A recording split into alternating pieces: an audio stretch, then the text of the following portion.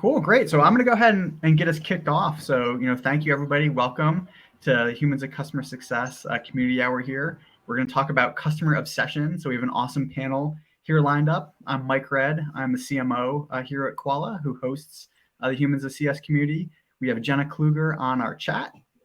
Feel free to chat away throughout the session if there's things you're hearing that resonate with you, or you've seen something similar or seen something different. Keep that conversation going in the chat. You can shoot your questions in there, or if you want to submit a private question, you can click the Q&A button there as well. So we got a great action-packed agenda for us today. We're going to cover, what does it mean to be customer obsessed with our panel? What are the benefits of customer obsession? And of course, getting some tips from the group here on how can we bring these learnings back to our teams and to our businesses to make customer obsession happen. So let's go around with a round of introductions. Just go around the room here, say a little bit about who you are so the community gets to meet you. Should I start? Should I go? Go for it. All right. Erica's got it. I was like, can you tell like I'm uncomfortable with like 2 seconds of silence? You're not alone. Jump on that.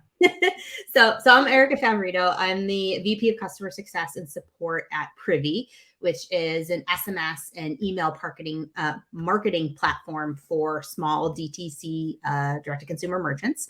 And we were acquired by Attentive Mobile last year, so we're part of that family. I spent 10 years as a marketer before trying out sales, and then eventually finding my sweet spot, my home in customer success in 2014. Awesome. I'll jump in next. Hey everybody, Doug Shults, Senior Product Manager at ElasticPath. We are a microservice e-commerce company, and I manage all of the API in UX for our client-facing applications. Happy to be here. Awesome. And I'm Sonciary Perez. Thank you so much, Mike, for putting this chat together. I'm looking forward to learning from fellow panelists and from everyone in the chat. I am co-founder and CRO of Quala, and we are a frontline intelligence platform helping to break down silos between customer success and product teams specifically. Mike will talk a little bit more about what exactly that means and how we do that, so I don't want to steal his thunder around a little bit more of a Quala explanation. I've been in early stage startups now for the majority of my career, and usually leading go-to-market teams and specializing in success services and support. And I love these events because I get to meet and learn from fellow leaders and people that are working in the trenches, tactically and also strategically on their businesses. So thanks again for Mike for leading today, and thank you, Erica and Doug, for joining. Awesome. Cool. Erica, Doug, Sansi, thanks. Looking forward to an exciting conversation here. I'll say a little bit more on Quala. Again, we're hosting the Humans of Customer Success community. As Sansi was alluding to, we're working to make customer obsession a reality. So we're a platform that mines through all of your customer conversation data, email, chats, calls, and what your teams are picking up. So that might be in your CRM and CRM notes or UX field research to get a better sense and measure what are customers actually talking about and what's important to them. Our customers are using that for all sorts of powerful things, such as prioritizing what goes in the product roadmap, understanding exactly how you solve that use case that goes into the roadmap, developing customer strategies, and of course, better serving, retaining, and upselling your existing customer base. If any of that sounds exciting to you, we'd love to talk to you. You can click that little button at the top to request Quala info. You can check us out on our website as well, quala.io. So, all right, so enough of that. Let's dive into the show here. So we're going to start with a poll that Jenna's gonna pop out to the whole community here, which is going to be about how obsessed with customers is your business. So feel free to fill that out. We'll share the results of that later on. Then we can dive into our first topic here. So first topic for our panel, what does it mean to be customer obsessed? So it's a term that gets thrown around quite a bit. Would love to hear from the panel, what does that mean for you and for your businesses? And we can take it from there. So I think it's a term that, we do hear a lot. It gets thrown around, and I don't know about anyone else, but when I hear a business say that, I automatically have this like very skeptical reaction to that term, just because it's kind of like, if you have to say it, it feels a little bit more aspirational than actual. But to me, being customer success is all about follow through. It means that the success of your customers is the operating principle of the whole company and not just the domain of a single team. It means the core way that your business, like the way that we measure success, is through the outcomes of our customers. And it means that, you know, the experience of working with our products and with your people is a pleasure, and that not only that, is that our teams are resourced in a way to make that experience possible. So really about doing what you said that you were going to do. I love that. Yeah, that's great. I think especially how you organize your organization around the customer like makes a big difference, right? I know, you know, for product, it's really important for us to open up the lines of communication with the customers so that we have like that direct line where we can go back and forth and ask questions and just feel like we're kind of partnering with our customers to create the solutions, right? So absolutely. Yeah. I think like most things, Erica, your point definitely resonated. Saying something is easier than actually doing that thing. So we talk a lot about customer obsession. I agree. And having the actions that back that up is not always a simple, straightforward thing. I think for us at Quala, it's really focused on empathy, is where we try to anchor our customer obsession. If we can truly understand the journey of our customers, if we can truly understand what it feels like to be them in the process of their daily work in and outside of Quala, then that helps us practice customer obsession, because it's almost like we're taking on that persona. We are that person because we're so closely aligned with them. And, you know, I used to say too, like our job is really saying what we're going to do and when, and doing just that. It's so simple. Again, simple to say, but then hard to keep all teams aligned with the customer. And I know we'll talk a little bit about that later. So I would say empathy for us is key. That's great. Now, if you picked up on, you being the whole panel, you picked up on tricks, or is there things that your businesses are doing to really reinforce these practices, right? And so you hear, you read about, you know, different cultural things or, you know, company values. Do folks have those kind of things that are centered around customers in your businesses? I see Erica nodding quite a bit. All right, I'll go first again. I don't want to go first every time. We're starting to just go for like it. Like ready to go. Doug next. So yeah, for sure. I think like Sansi, what you said about empathy is certainly key to our business. And like having a strong foundation of that, I think is just, you know, we'll get you really far. But this answer might feel like it's coming out of left field, but like stick with me for a second. I think that like something that I have, you know, realized over my career is that I think value-based pricing is really a key component for orienting the entire company around the outcomes of our customers. Like, so for us at Privy, that means contact-based pricing. And so, you know, our customers want more contacts, you know, whether those are SMS or email, because the more they have, the more they make, right? And the more contacts they have, the more we get paid. And so if our customers are having the outcomes that they need and they want, we get paid. If they struggle, we struggle. So driving positive outcomes for our customers is literally existential to us. And I think that's huge, because it's not just that empathy and the outcomes of the customers have to exist squarely on my team's shoulders, but, you know, sales is aligned to that. Our product team is aligned to that. Our marketing team is aligned to that. And the other thing that does is that it means that our customers become more valuable to us over time. And so that calculation of investing in educating and helping our customers, as well as continuing to improve the product and the experience, is an easy one.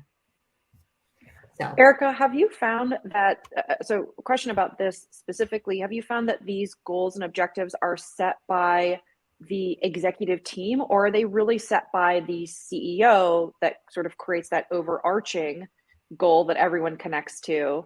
How are those goals created? Yeah, I mean, I would say it sort of depends on, I think, like your stage of company that you're at and like how big you are and all that kind of stuff. But I think honestly, it really starts with the CEO. And I think that whoever the especially if it's a founder, right? The perspective and the direction is really set by the CEO, and then hopefully that CEO brings on a team and realizes that this customer empathy, this customer obsession is foundational to the success of their business, and that the entire executive team is operating under that assumption. I love that. I love both those comments, Erica. I think a lot about, pricing and packaging. You totally nailed it, right? Like pricing doesn't have to be a mean thing that, we're charging people. It's the common currency between the value that you're delivering, right? And if you can tie that really tightly to the value actually being delivered, then that's how you know you have a great pricing model. That's tied off on that value metric, and customers get that, I'm getting what I'm paying for because I can see how this is valuable to me. So that's really smart.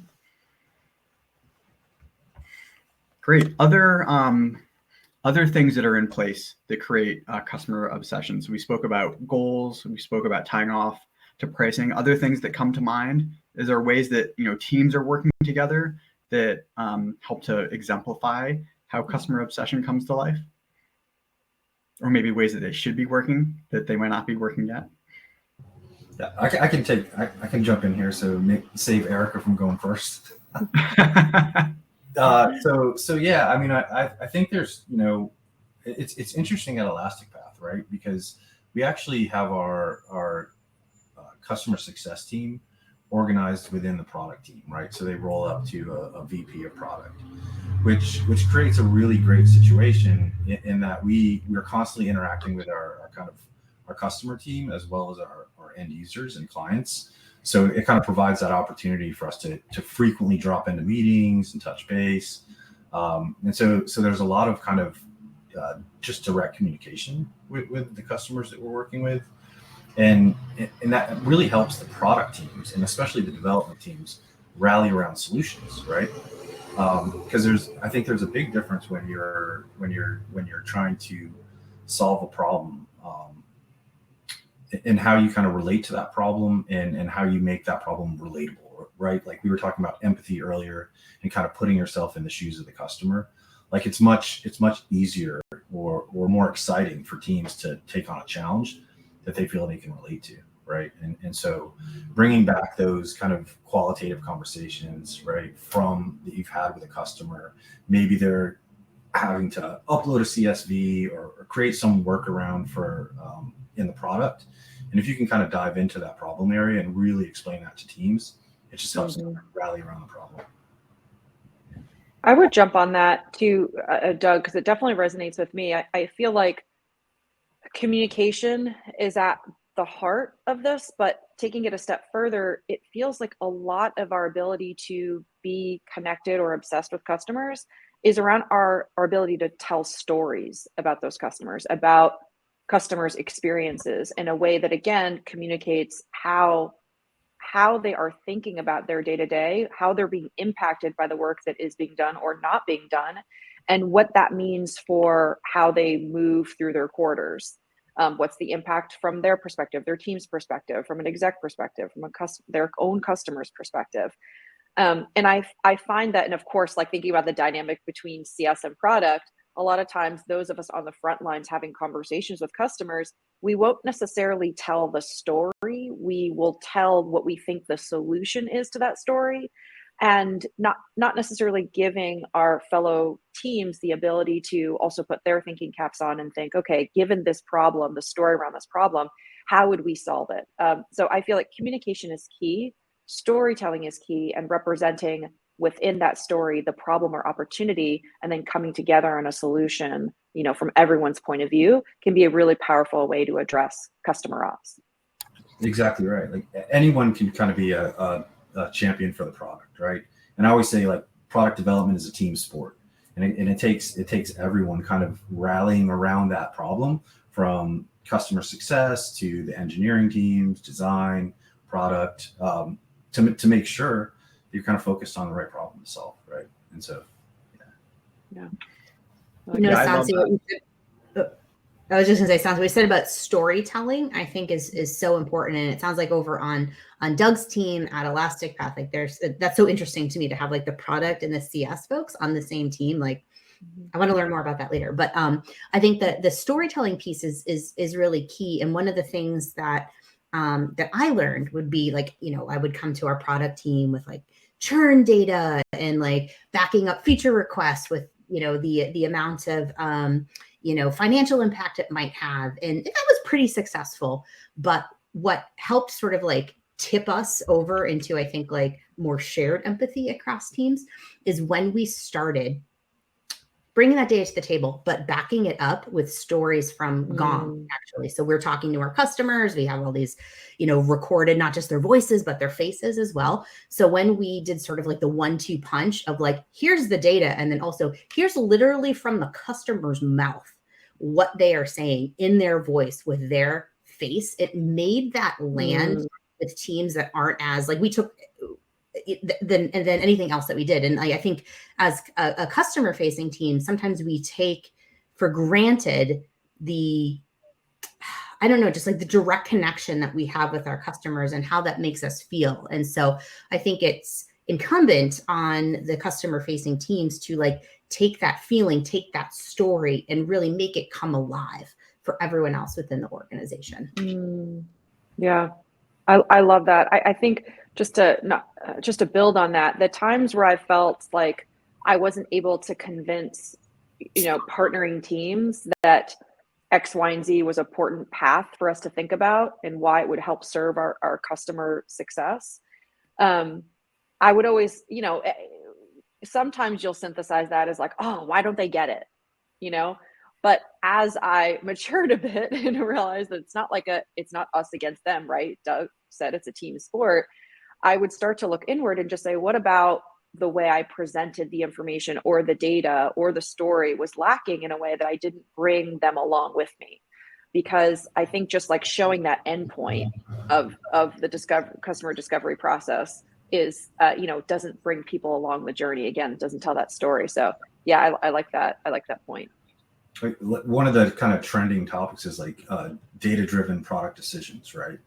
But it's really hard to be empathetic about data, right? So bringing in that qualitative piece, right? Like the quote from the customer or like, hey, they're spending an extra 2 hours a day doing their job because they have this weird workaround or whatever it is, right?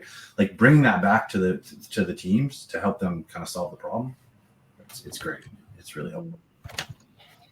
That's awesome. Yeah, I definitely empathize with all these points. I mean, the number of meetings and how important it is, but how surprisingly hard, even in this day and age of answering the simple question of, well, what are we hearing from customers, right? And what's top of mind for them this week, this month, this quarter, can be devilishly tricky, but it's like the most important thing and like the lifeblood of everything, us and all the folks in our community are building with their teams.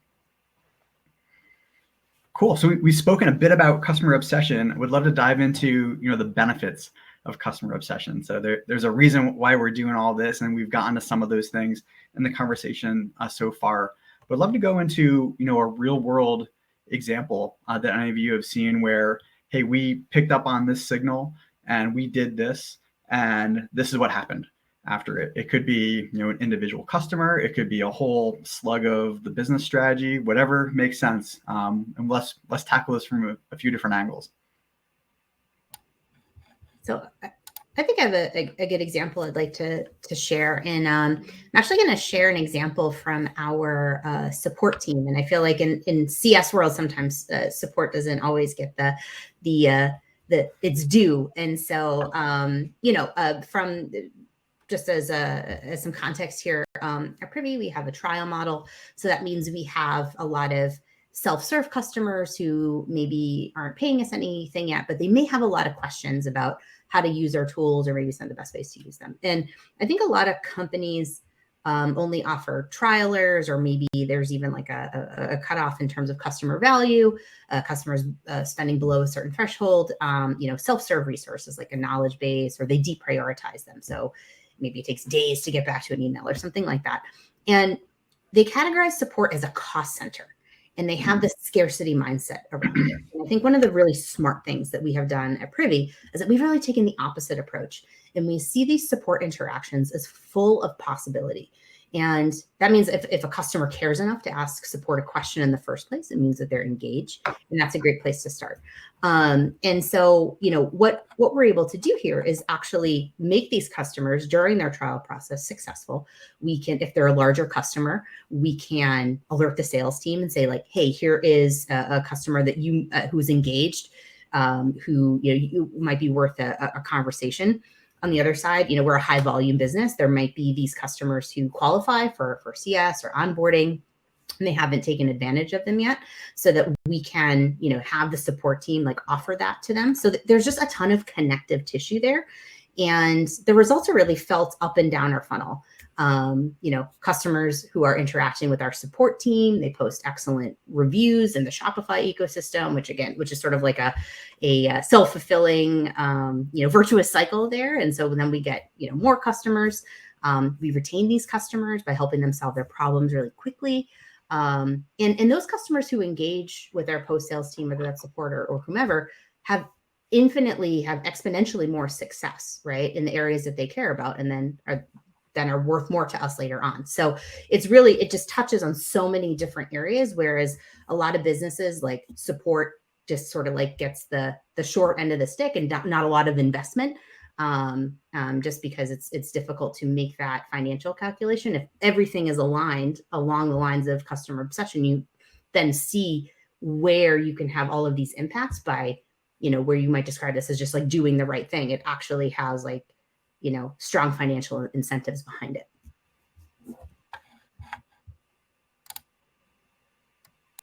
It's a term that you used, Erica, because it's stuck in my brain, and then I went to write it down, and then I continued to listen. You mentioned how when customers inbound into support, it's seen as what was the cost center. People look at support as such a cost center and don't realize, especially in a trial model, right? And don't realize that like this, you could say this about really like any customer facing team, but like they look sometimes, I think, at these resources as, oh, this is costing us money to provide this support to our customers, not understanding that support is either going to convert more customers, retain more customers, or make the customers you have more successful. And again, if you have value-based pricing, it makes them more successful to you in the long end. So to me, it's just like the wrong way to look at it. Yeah. And we've seen how much that has impacted us, like I said, all up and down the funnel, from marketing to retention. That's amazing. Yeah, that's a fantastic point of view. From a marketer's seat, that's such an awesome thing to hear, right? Because you, on the other end of that spectrum, you think of all the mountains that are being moved to pull those folks into the funnel to get to that trial in the first place. And like, gosh, isn't it our obligation to now make them successful? So both for them, so they sing our praises, right? In Shopify, in your case, but so they convert, retain, fall in love with us and stick around forever, right? Like they're so close. And if it just takes a 20-minute support call to get them over the hump, then, oh, that's a great investment for everybody, right? Right. That's really cool. Mm-hmm. Cool. So that's one example we talked about on customer obsession, kind of the view of support. Other examples come to mind where there's a situation where, picked up that customers needed this thing. That's something that we worked on, and then we delivered that to them. It could be, I see you're coming off mute there, Doug and Sansi, so I'll let you guys pipe in. Yeah, Go for it, Doug. Okay. Yeah. So I think it's kind of being really inclusive in those conversations too, right? Like one of the things we do is we'll pull in, development team members, designers, and we have the conversation with the clients about whether we're presenting a solution or we're doing discovery, and kind of that closed loop where you're engaging with kind of multiple people around the problem. I find it does create that empathy, going back to empathy, right? I think that's such a key word, right? Because stealing a quote from John Dewar here, but we want to build like product missionaries, not mercenaries, meaning that like they actually go out into the landscape right, into the customer world and really do understand those problems. So that when you're bringing those back and you're kind of articulating the, some of the different solutions to the teams, they can really grab onto that. So it's, I think it's opening up those channels. Yeah, I love that.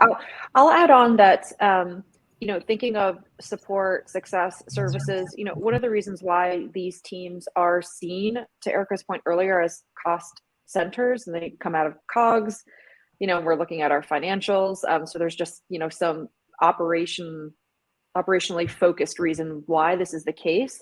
But product teams are seen as so, powerful, really, and not a part of COGS, because you guys write a line of code and that code can be used over and over and over again. So there's some repeatability, some scalability that's associated. But actually, we can apply this to the work that we do as frontline teams working with customers day in and day out. And one way that we've done that at Quala, for instance, we were trying to vet which integration source we should connect next and put some time into, and Slack was up for grabs, and also Zendesk. Making the services, support, and success conversations work for you over and over means we took a look at that data across all teams, how many mentions were occurring and when and how often, what the velocity of those conversations looked like.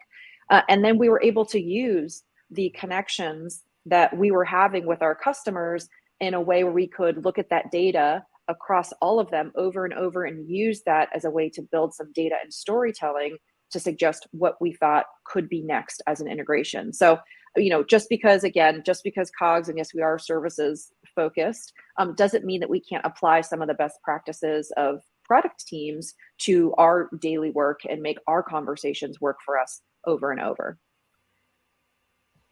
Yeah, that's exciting. And I think as we've seen too over, especially over the last couple of community hours, there's this really exciting dynamic. I mean, Erica and Doug, you guys are perfect proof of that. Product and customer success, customer support teams all working together and really gluing everything that's happening, because it's very easy to kind of run down your lane with so many things going on in every day. That connected glue is super important. Cool. So there's some great examples of ways you guys have put customer obsession in practice. So if we were to think through like the checklist, like the mental checklist of, well, of course you'd want to be a customer obsessed org because here's the benefits, and listing out some of those things, what would be on that list?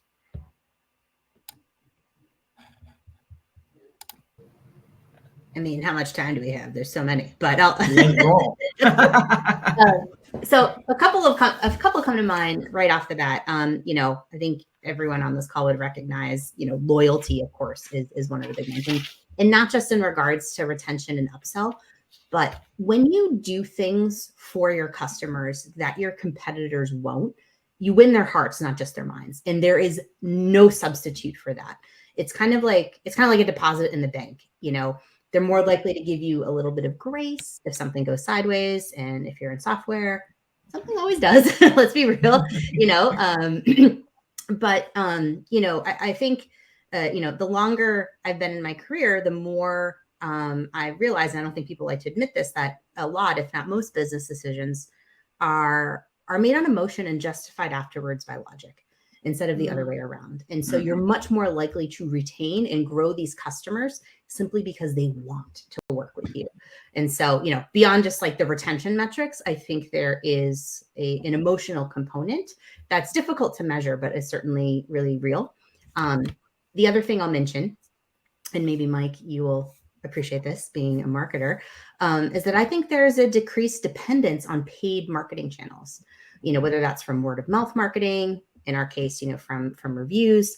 It's slower, but steady, and it tends to be accepted by customers more readily, right?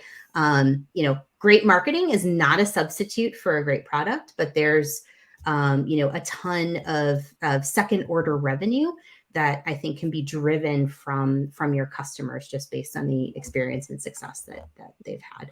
And then the last thing I'll say around this is, I think a huge benefit here is actually happier employees and better employee retention. All of these things are so interrelated, but if customers are happy, I think anyone in a customer facing role knows that it's or a product role or whatever role. It's so much better to be at a company where you have a great product and your customers love it. And if that's not the case, then it kind of feels like a slog. But I always say that the customer experience actually starts with the employee experience. And so I think these two things are really related. If your people are happy, your customers are going to be happy. If your customers are going to be happy, then, your employees are going to enjoy their jobs more and want to, be able to stick around, and you reduce, attrition costs and all that kind of good stuff too. It's a virtuous cycle. I love that so much. I think that's so true, Erica. Like, and I'm seeing some of these great comments in chat, right? I think Serena Kelly said, people want to do business with people they know, like, and trust, right? And it's so important to just partner with your customers, right? And not only from some of the points you were highlighting, like from gaining trust and being able to work with them, and that little margin of forgiveness if something goes wrong, right? But also internally, right? Like, everyone wants to go to a job where they feel like they're empowered to make change, right? And they're able to improve someone's life. And I think when you're really focused on doing that for your customers, it's a happy story to tell, right? Yeah. So yeah, that definitely resonates with me, Doug. And I would build on that point and say that if I was to boil it all down, it would be alignment. So if we are like working with our customers and we're aligned on the mission and vision and what we want to accomplish, just think of the focus that provides for us, which means you can work at speed or at a specific velocity that's important. Like, whether that's development or any sort of experience that you're providing for your customer, as long as you guys are on the same page and are both gunning for the same thing, that's transformational for a company. It's when the team, different people on the team, also customers, different personas of customers, when they all have missions or visions that are maybe separate from each other, that creates a lot of havoc within the business. So when I think of being obsessed with the customer, I think of alignment and how powerful that is for an organization. Right, because you can have competing priorities, right? Mm-hmm. You may find that some of your customers don't want that close partnership, right? They have other things they're focused on, and that's okay. So you can still discover who your champion customers are, who wants to be involved with more of those processes and engage with those folks. And I think it's a good thing to do. Yeah, agreed. Yeah, all awesome points. Totally agree with you, Erica, on the marketing view. I mean, it's the hardest, but it's the most valuable, right? When you have your customers singing your praises and they come to you, sure, I love our Google ads, but I would love customers to come to us organically. And so, creating value for, prospects and customers alike before they're even in our funnel is something that's, really important to what we're doing at Quala, because that's how you become customer obsessed. Yeah. Very cool. Awesome. Anything else on these top benefits? I feel like we covered some really good ground on kind of the benefits of being customer obsessed. We dove into a lot of the reasons, why those things are so important. I think we spanned the gamut from, there's straight revenue generation and the marketing, there's the loyalty, tied to retention metrics, there's organizational alignment, which is a huge, huge thing, right? When teams aren't rowing in the same direction, bad things happen in a hurry, as I'm sure we've all seen one way or another. So really cool stuff.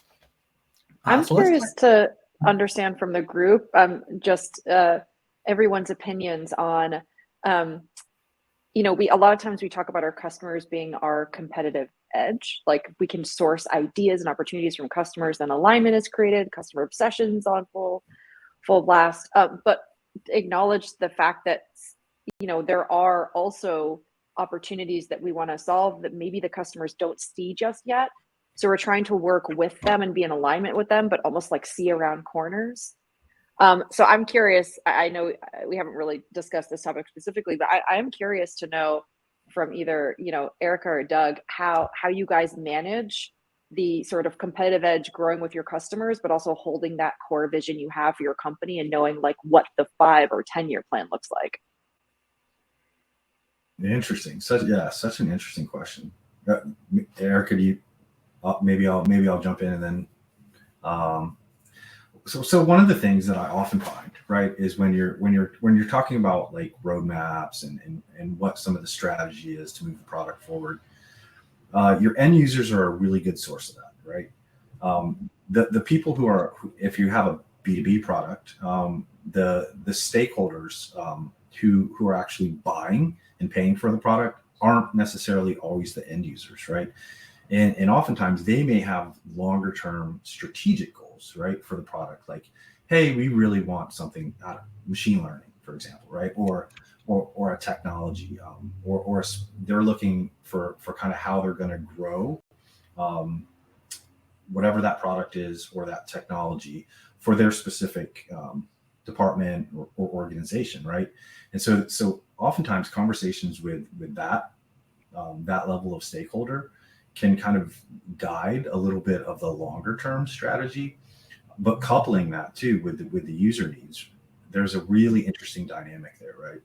And so I think that's kind of where I start in exploring kind of both of those channels, and then that helps inform strategy, and you can kind of bring that down through the user interactions, and I think that's usually a happy story to tell.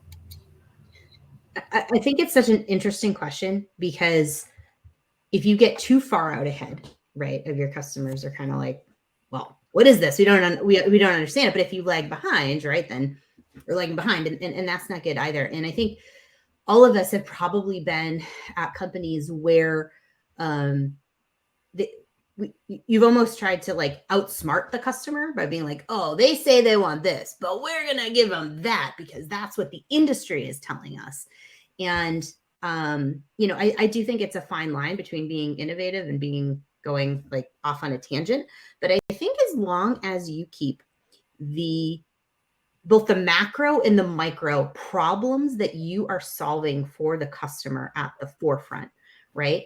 I think that's how you get that balance right. So that's where you can, if you are figuring out a new way or a different way to solve this issue for the customer, right? They're still going to get it, even if they don't specifically ask for that feature, for example, as long as it's within their wheelhouse and it does something valuable to them and you can explain it and it works, right? I think that's the way of keeping that balance, is like, what are we trying to do here? And constantly reminding yourself of that to stay sort of in between those two lines.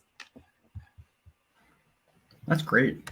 Cool. So let's dive into our third and final kind of formal agenda item for community hour here, which is that tips for the community, right? And one of the things we talked about in prepping was there's a process that we're implying here. Whether it's written down that this is the process or this is just kind of how it happens in our business. Would love to explore that a bit. How that works in your businesses. How you're getting whatever input is you need from customers and how that's flowing through the system. Who needs to weigh in on what? What are some of the nuances around that? We can wrestle that from a few different angles.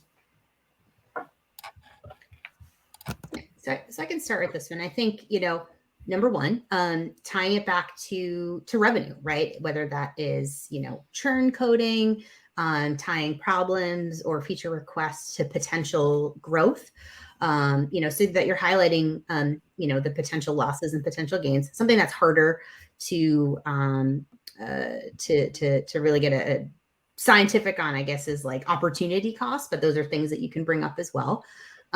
We talked about intelligence tools, right? So things like Gong or Quala or any of those tools that can take what your customers are saying and then, quantify those words and give you some data in that way can help you understand like the scope of the problem or the need.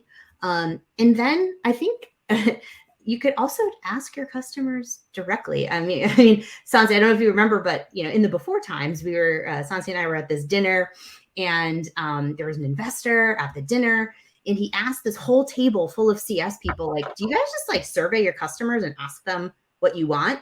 And everyone was like, "No." And he was like, "Well, that's what we did in the 90s. Like, we should why don't you do that?" And it just was such like a, oh my God, am totally stupid moment of like, we just, obviously you need ways to, interpret those results and analyze that data. And there's way to, kind of shift surveys to make them say what you want them to say. But I do think that's really important too, is, asking your customers directly, as well as, distilling insights from data as well.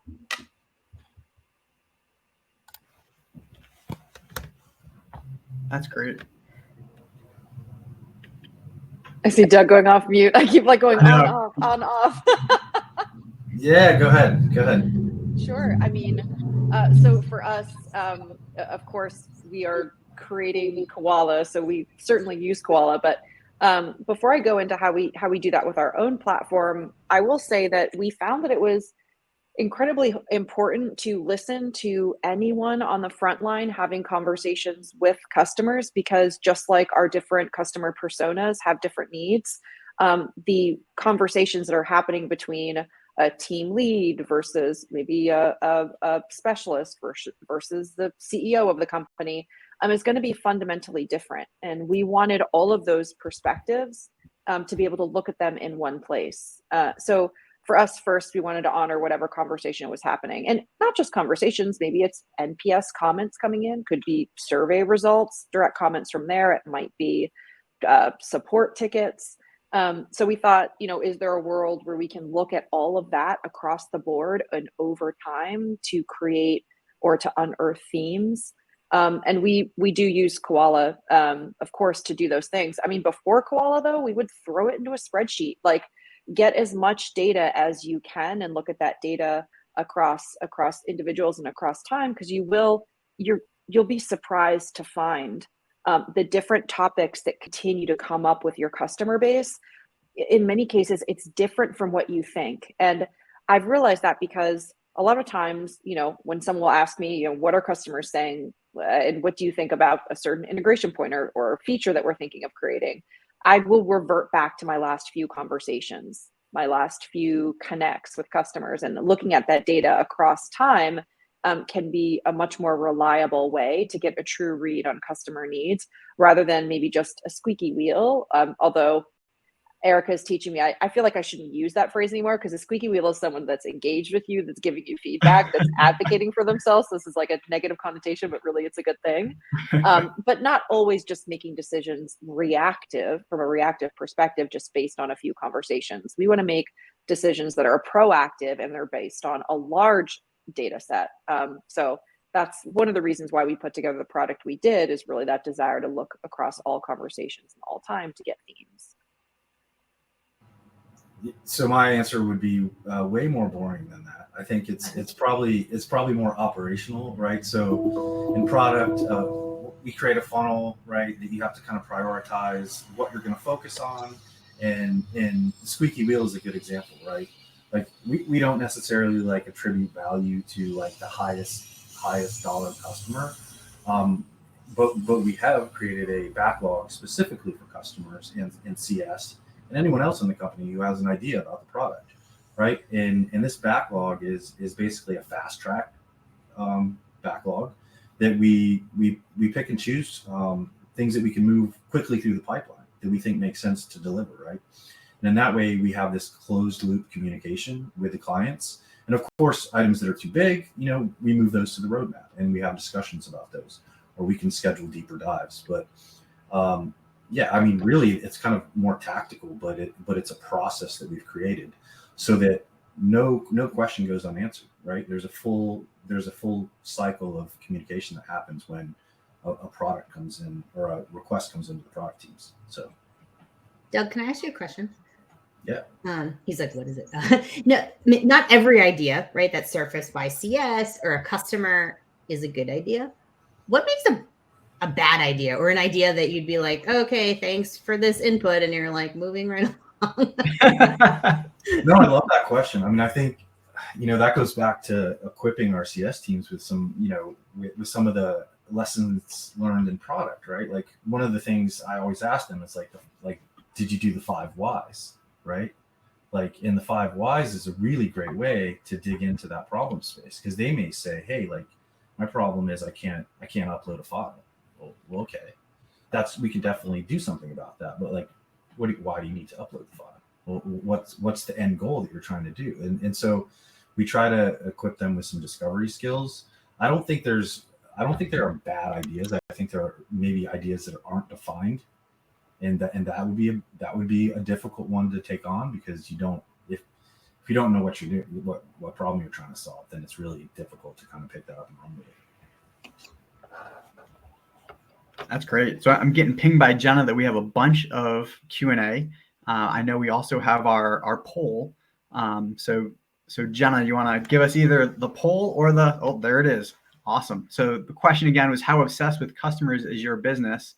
Got a lot of folks, as I'd expect. It's our clear number one priority. It's a top 3 priority. Clearly the bulk of folks. Middle of the pack, fewer folks. I'm very glad to see. Jen and I were joking beforehand. Who's going to be the brave soul that says it's not a priority in front of everybody here. So some really interesting results here. So thanks everybody who's attending today for completing that survey. Clearly, customer obsession is a really important thing for all of our businesses here. We have our first question here from Carrie. I'm reading it real time. Anyone using data triggers to be customer obsessed? Meaning to know their emerging issues before those become real issues. All right, panel. Data triggers to get ahead of customer issues. I don't know if this is a data trigger, but we use a product called Full Story that kind of shows some of the user flows as they're going through the product. And it, of course, it has this feature called rage clicks, right? Like, so if someone is having a problem in the UI and they start hammering on things, that's kind of a trigger for us. I don't know if that's a data trigger, but it's a platform we use to kind of uncover areas that need to be improved. Yeah. But one of the big sources for us is tracking our support tickets actually over time. And so there are areas that we know might be stickier than others. And so we track that volume. And one of the ways that our product team can actually measure success is if the volume of those tickets around a particular topic starts to decrease after we've launched a fix or, whatever it is. So that's a big source. Of those early indicators, I would say, along with a lot of the, in-product data that I think Doug was mentioning as well. We track competitor mentions. So for us, we just want to get a sense of if we have customers that are chatting about competing technology, we're curious to know, what do they mention? Are they mentioning a specific feature or service that's important? And it helps us identify gaps within our platform. So that's one thing that we do track, which we found to be impactful and does feel like a leading indicator of potential problems down the road. Yeah, that's a great call, Sansi. Great. So next question here from Serena. How do you make sure most, if not all, customers are being listened to by a product and not just the biggest or loudest? Everybody's excited to jump on this one. Yeah, I love this question because it, maybe it's a personal philosophy, but I'm pretty democratic in my product approach, right? And I don't necessarily think that everyone's voice matters, right? So the size or the revenue generated by a client, it's not equitable to the insights, right, that they might be able to provide. So I think it's all important. Can I yes and your point, Doug? Yeah. I think an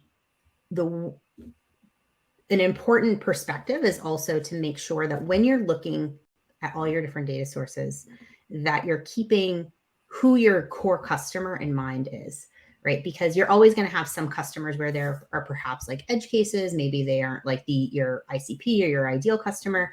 And a lot of times, right, you could get all of these ideas from customers who, you're glad that they're your customer, but that's not like where the future of your company is. And I think it's really important to make sure that you can use that as a way to look to the future to see like, hey, could we attract this customer segment? But it can be really distracting if you're trying to, what's the the parable, chase 2 rabbits, catch none, right?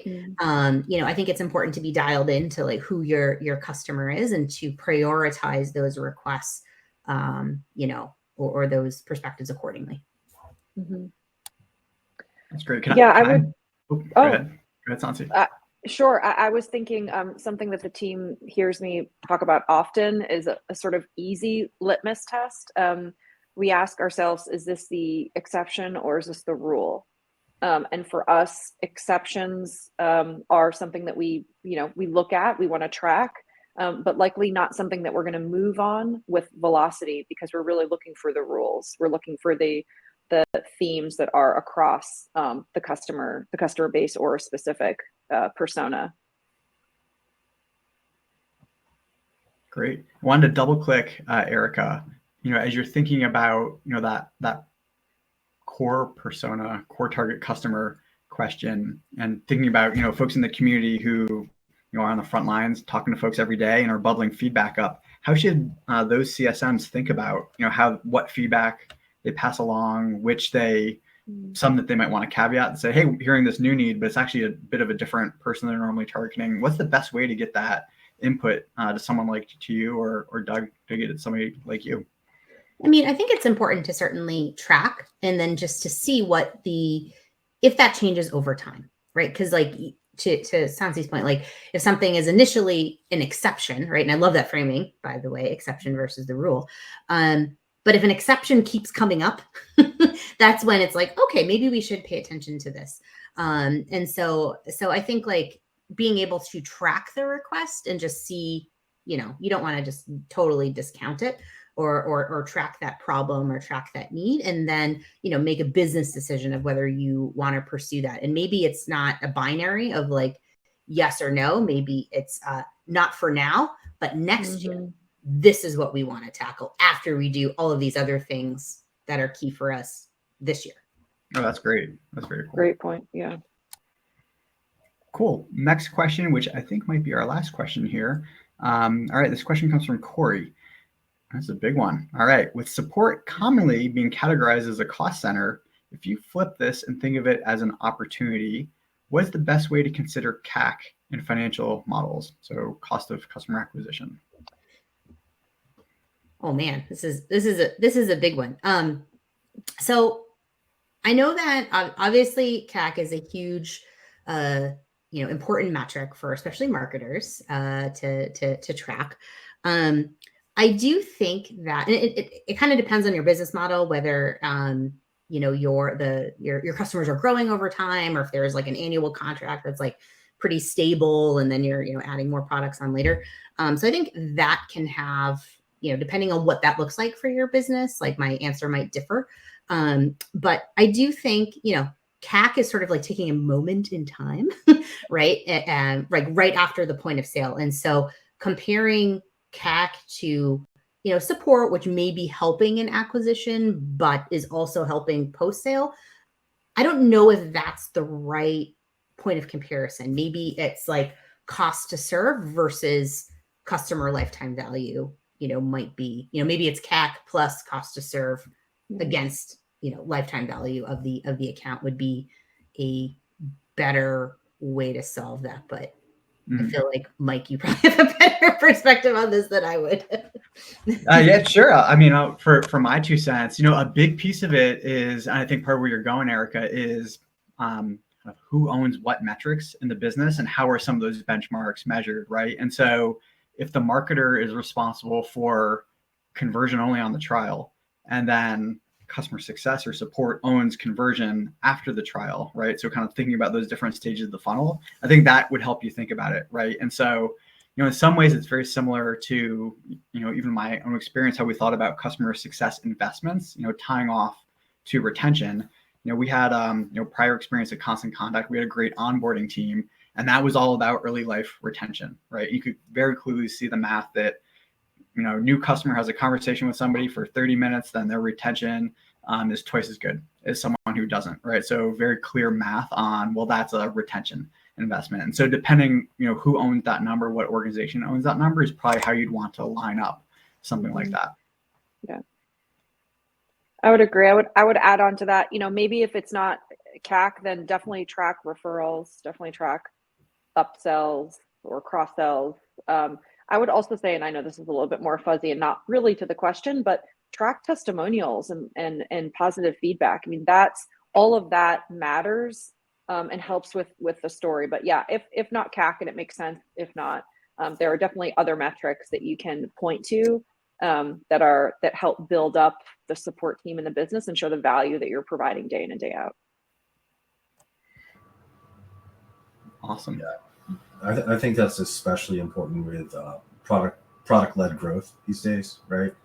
And trying to figure out how to combine like a product-led experience with kind of your client success team and how that all plays out. Yeah. That's great. Awesome. Well, we are just about up on time, so I want to give a huge thank you to Erica, Doug, Sansi. Thank you for being on the panel. Great discussion today. Thank you to the community. It looks like there's some great engagement on chat. Couldn't keep track of all of it while we're talking through this. So thank you everybody for joining. So on behalf of Quala, on behalf of our Humans of CS community, thank you. Hope everybody has a great day. If anybody does have questions about Quala and follow up for this, feel free to reach out. Again, you can go to our website, quala.io, or hit me up at mike@quala.io. And otherwise, thanks again to our great panel. I hope everybody has a great day. Thank you, everyone. Right. Bye.